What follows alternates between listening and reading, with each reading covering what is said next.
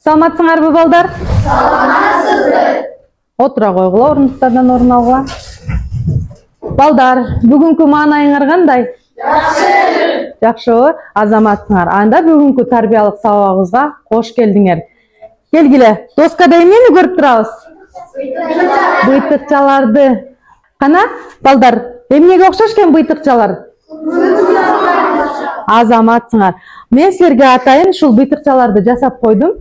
Кана анда катарыңардан келип, ар бириңер ушул быйтыкчаларды алып, аркасындагы сөздөрдү окугула. Кел абидин келе кой. Сен мээримдүү окуучусуң. Азамат. Сен мээримдүүсүң. Сен мээримдүүсүң дейт. Ал өзүңөргө жаккан. Жалаң 5 деген бага оку. Азаматсың. Отур. Сен өзгөчө жарысың. Тарың оңмасың. Азамат. Сенин колдон баары чыгат. Келет. Анда эмесе бүгүнкү биздин жаңы тема нарктуу үй бүлө, нарктуу элдин уюткусу. Мынакей көрүп атасыңарбы доскадагыны? Биздин сабагыбыздын структурасы.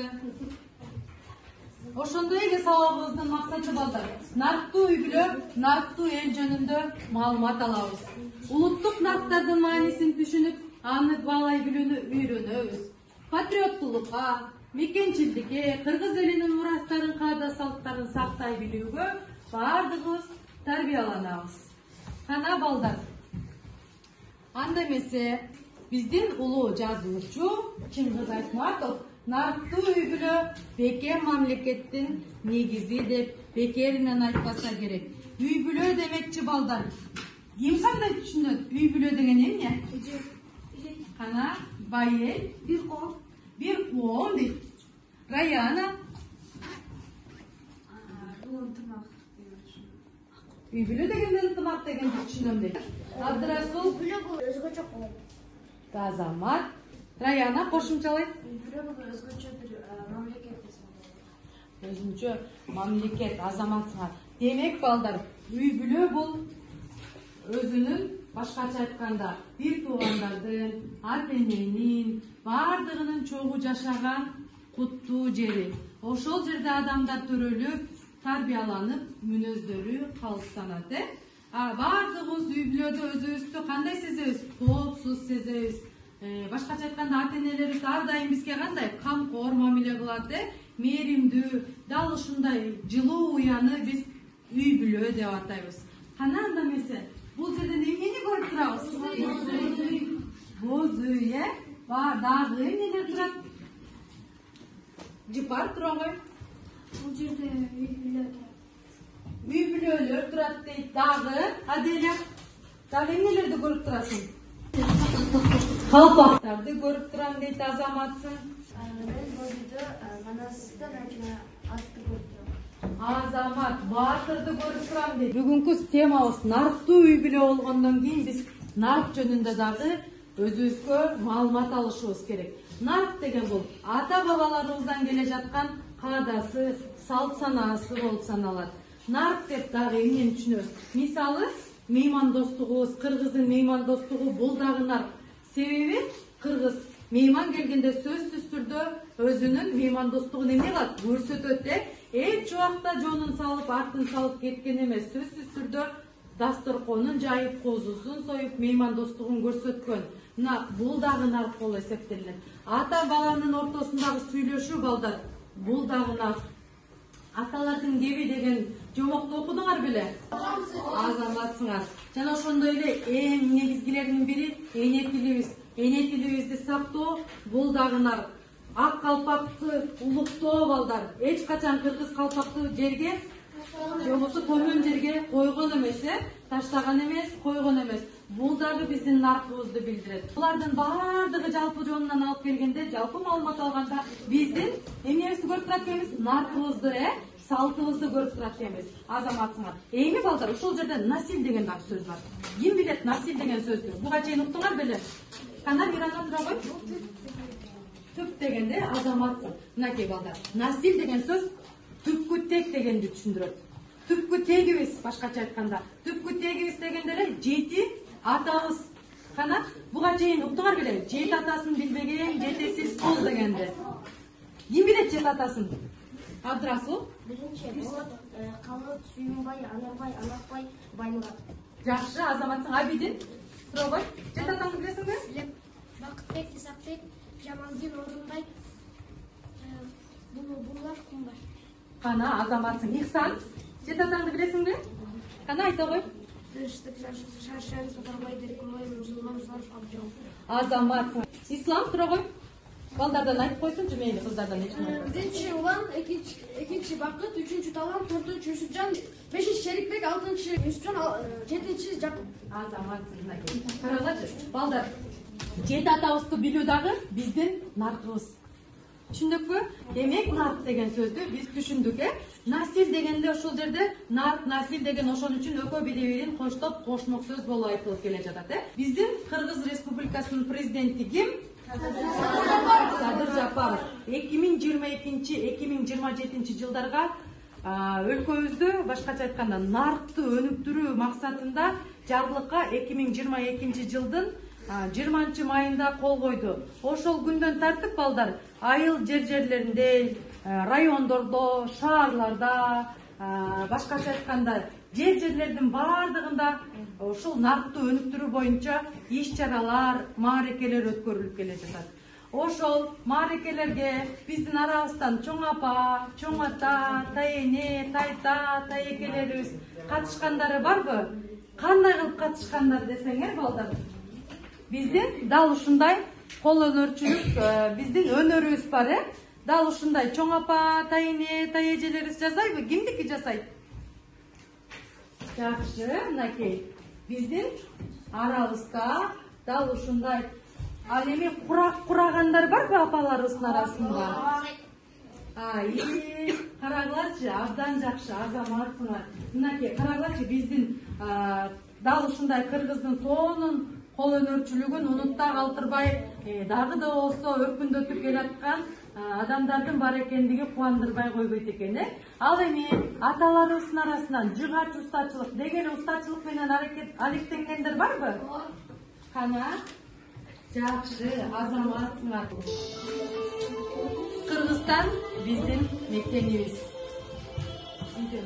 Кыргыз эли баягыдан улуу болуп болуп, улуу тарыхка, санжырага бай болуп, аларды канчалаган буламдар бою жоготкой, муундан муунга жетирип, биздин заманга чейин сактап келген. Ошол улуу журттун урпактары, келечек ээлери, жаш муундар бүгүнкү күнү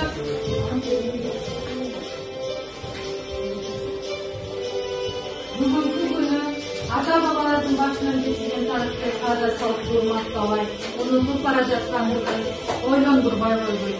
Кыргыз баласы кыргыз жеринин кооздугун шактырып аткан суулары менен тыныштаналат. Мынакей, жогоруда айтып өткөндөй, кыргыз эли кандай эл болгон экен?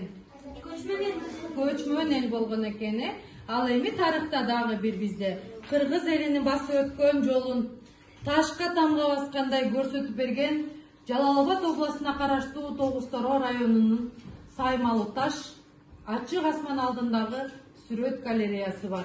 Мынакей балдар, бул сүрөттө эмнелерди көрүп турасыңар? Эмнени көрүп турат, кана? Саймалы таштарды. Дагы. Элина, тургун. Ташта кооз сүрөттөрдү көрүп турам. Азаматсың. Мирана? Мен бул таштарда ата-бабабыздын басып өткөн окуялары жөнүндө көрүп турам. Азаматсың. Дагы. Озеки чыгармачылык демекчи балдар. Элдик озеки чыгармачылык сөзсүз түрдө бүгүнкү күнгө чейин оздон озго айтылып отуруп келип жетип отурат. Кыргыздын дагы бир жолу басып өткөн, биздин заманга чейинки басып өткөн тарыхын чагылдырып берген чоң чыгарма балдар. Бул кайсы чыгарма? Туура айтасыңар, мынакей. Манас эпосу. Бул эпос ушунчалык чоң болгондуктан аны 3 илтик деп атап коюшкан. 3 илтикти ким айтып берген балдар? Саякбай Такалаулу мынакей бул жерде. Дал ушул биздин кылымга чейинки басып өткөн тарыхыбызды, биздин аркыбызды бүгүнкү күнгө жеткирип отурган булар биздин манасчылар болуп саналат. Мынакей, бул жерде манасчыны баардыгыбыз тааныдыкпы? Азаматсыңар. Ал эми бул манасчы. Аял затынан эң алгачкылардан болуп чыккан манасчы бул Молдоке кызы Сейдана. Сейдана апабыз Токтогул районунда мурунку аталышы Кетмен Төбө өрөөнүндө туулган. Ошондой эле ал эми бул агабызды ким тааныйт? Бул агабыз Нурбек Талантбеков. Бүгүнкү күндө Кыргыз Манас театрынын негиздөөчүсү, директору болуп саналат. Бизде жаш экенине карабай бүгүнкү күндө жерлерде, райондордо, биздин мектепте да Манаска даярданганбыз, эсиңердеби?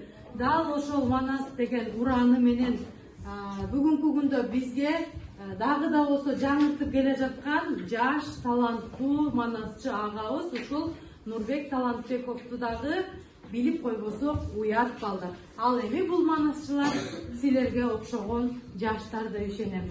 Биздин Шопоков шаарыбызда жакында эле өткөн жаш манасчы конкурсубузда биздин класстан Айдын менен Жыргалбек катышып, байгелүү орундарга, ардак грамоталарга ээ болушту. Айдын, айтып койчу. Бул конкурста сен Манастын кайсы бөлүмүн айтып бердиң? Төрөлгөндөн баштап бала чагына чейин. Төрөлгөндөн баштап бала чагына чейин. Азаматсың. Жыргалбек сенчи? Төрөлгөнүн айтып берген экенсиң, Азаматсың, отура кой. Ак мөңгүсү аламдын тынчтык тиреп, ак чокулар заңкайып, асман тиреп, ала тоодой апапак ак калпакты, ак тилектүү, ак пейил кыргыз кийет демекчи балдар. Өзүбүздүн улуттук баш кийимибиз ак калпакты билбесек уят. Калпак дагы биздин наркты түзөт балдар. Калпак улуттук эр адамдардын баш кийими. Ким калпак жөнүндө билет? Бар барабызда калпак жөнүндө билген? Мирана тура кой. Илгери ата-бабаларыбыз ак калпакты ала тоого теңешкен. Азаматсың. Ак калпакты бүгүнкү күнгө биздин агаларыбыз ар кандай иш-чараларга кийишет. Азаматсың, отура кой. Ал эми балдар, чебердин тийсе колучу, чер жазат мукам добушу, чертилип келди байыртан, чечен тил кыргыз комузу демекчи. Комуз дагы биздин улуттук наркыбыздын бир бөлүгүн түзөт балдар.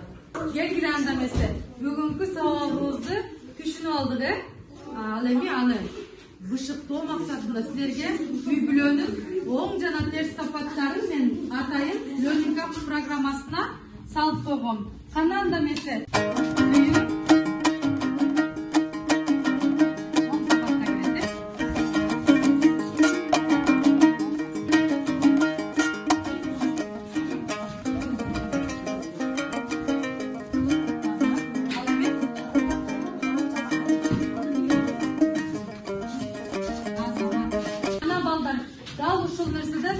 көрүп тургандай эки топко бөлүнүп алды.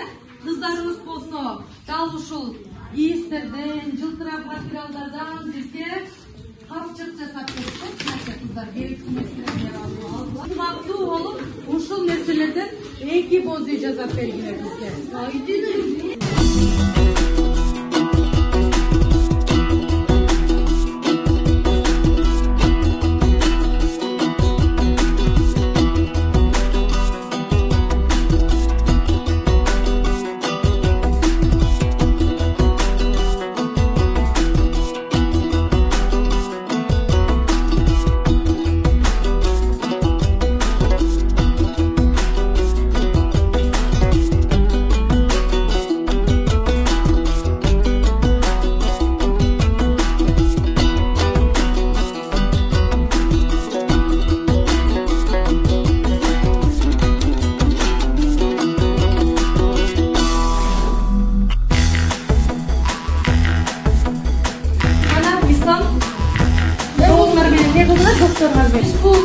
Боз үйдү жашыл цветте, анан розовый цветтеги кийиштер менен жасадык. Азаматсың, сонун болуптур, карагылачы. Демек ушу менен сабагыбыз соңуна келип жетти.